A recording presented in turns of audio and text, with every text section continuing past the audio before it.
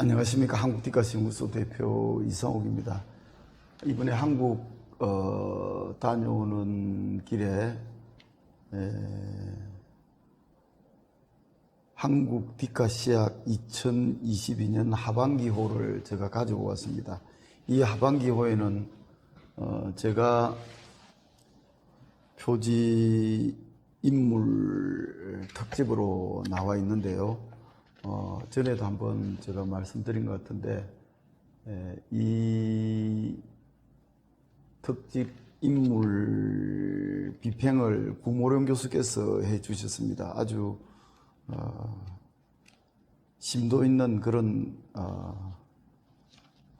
디카 시론을 펼쳐 보여주셨는데, 제목이 이렇습니다. 생동하는 디카시의 힘, 이상옥의 디카시론 해가지고 이렇게 집필을 해 주었습니다. 저는 여기에서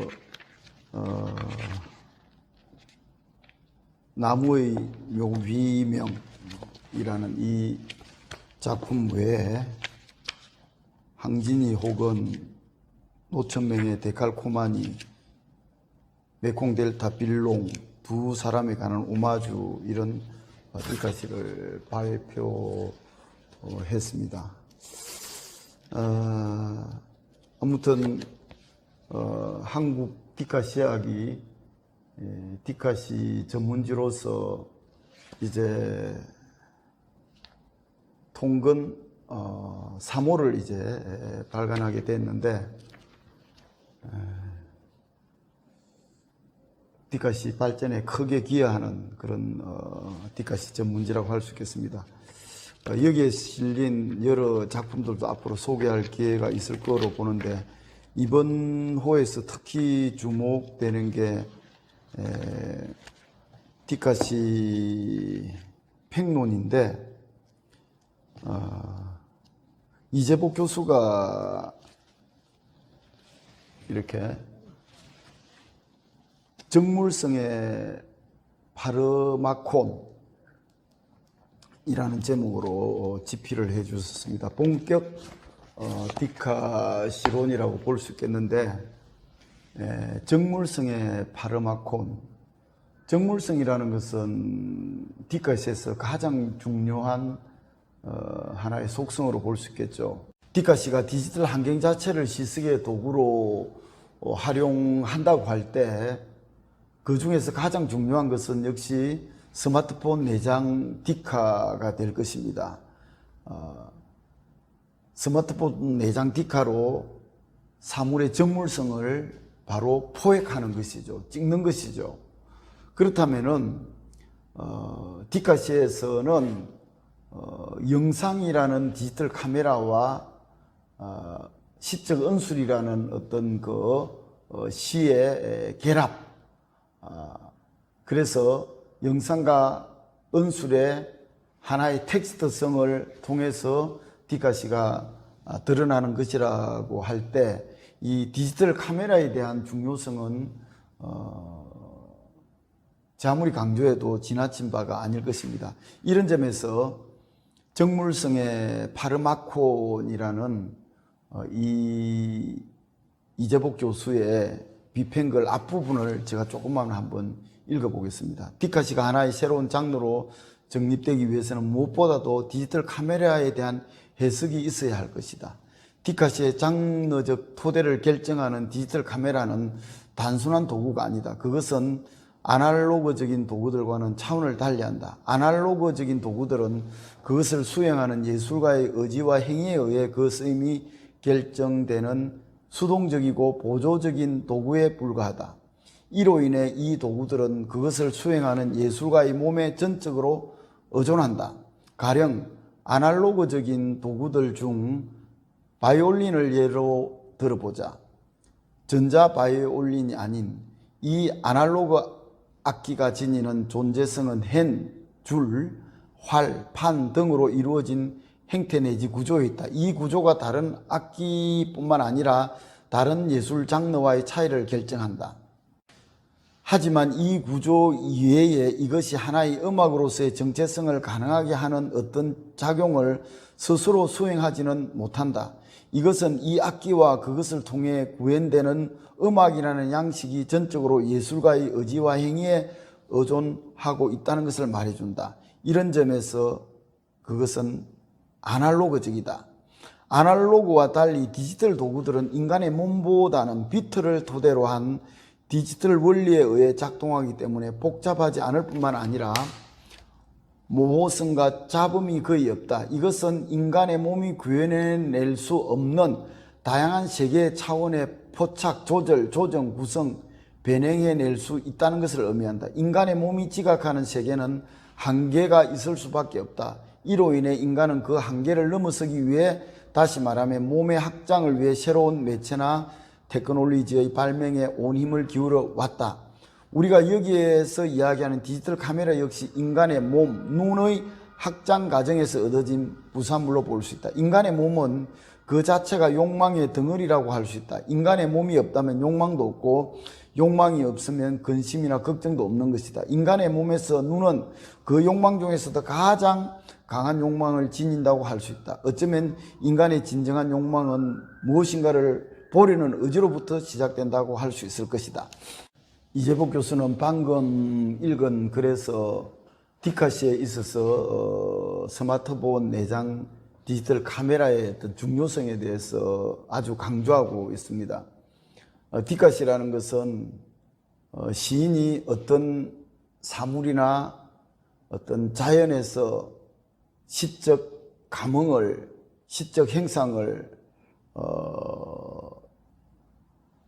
포착했을 때 그것을 스마트폰 내장 디카로 찍는다는 점에서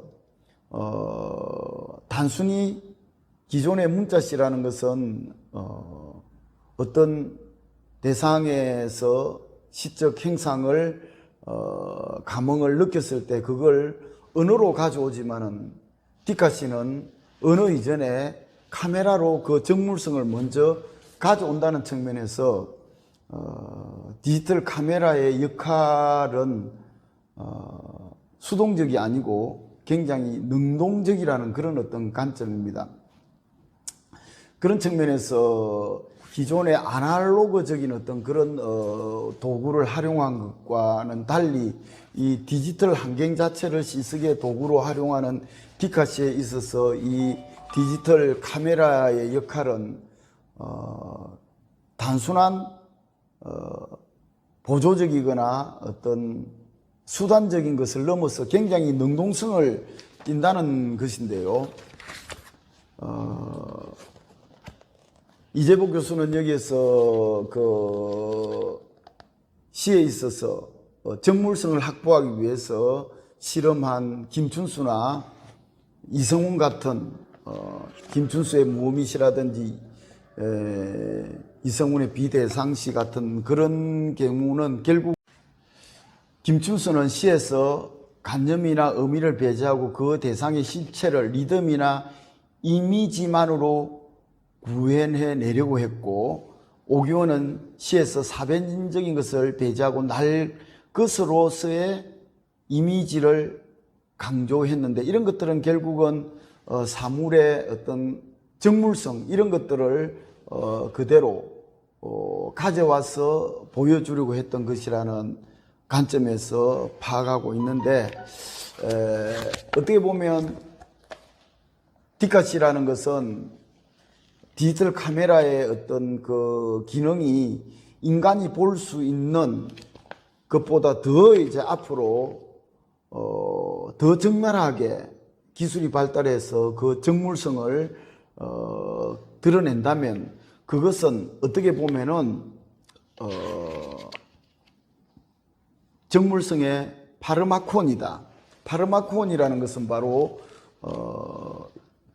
약이면서 독이 되는 그런 아주 이중성을 드러내는데, 앞으로 디지털 기술이 이렇게 계속 더 발달해서 인간의 눈보다 더 이제 몇 배의 어떤 사물의 정물성을 디지털 카메라로 포착해 낸다면 그것이 바로 파르마콘이라는 것입니다.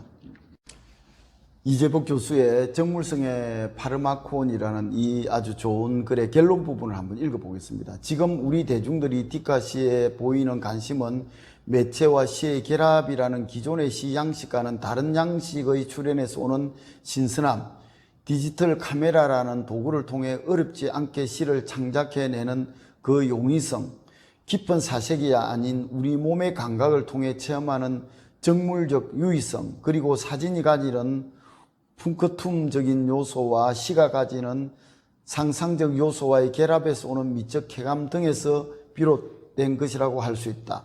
하지만 지금 여기의 대중은 깊이를 추구한다기보다는 감각적인 유의를 추구한다는 점을 잊어서는 안 된다. 시라는 양식이 하나의 유의로 존재할 수 있는 잠재성과 개연성이 디카시에 내재해 있는 것이 사실이다. 이러한 정물적 유의성을 어떻게 바라볼 것인가, 혹은 그것을 어떻게 하나의 시의 양식으로 보습할 것인가 하는 문제는 디카시의 정립과 관련해서 매우 크리티컬한 논의를 제기한다고 볼 수 있다. 이 정물성이 디카시의 정립에 약이 될지 아니면 독이 될지, 그것에 대한 논의는 불안하면서도 흥미로운 일이 될 것이다. 언제나 예술은 이러한 과정을 거쳐 탄생하기도 했고 또 소멸하기도 했던 것이다. 이재복 교수의 정물성의 파르마콘이라는 이 평론에서 디카시에 있어서 디지털 카메라의 도구성이라는 것이 기존의 바이올린 같은 어떤 그런 도구를 활용해서 예술을 드러내는 그런 아날로그적인 것과는 다른, 보다 능동적이고 카메라가 어떤 수동적인 것을 넘어서 아주 능동성을 띠는 이런 부분, 그럼으로써 김춘수나 오기원이 포착하고자 했던 그 정물성을 그보다 훨씬 더 디지털 카메라의 어떤 성능이 더 개선되면서 정물성을 더 완벽하게 과도하게 가져올 때 과연 그것은 약이면서도 독이 되는 파르마콘이 아니겠는가, 뭐 이런 관점에서 굉장히 흥미롭게 깊이 있게 다루고 있습니다. 아무튼 디카시는 은술 부분도 중요하지만 영상, 스마트폰 내장 디카로 사물의 정물성을 포착하는 그 부분도 굉장히 많은 논의가 필요하다는 것을 이 평론에서 잘 보여주고 있습니다. 앞으로 더욱 깊이 있는 그런 디카시론이 이제 전개될 것으로 기대합니다. 감사합니다.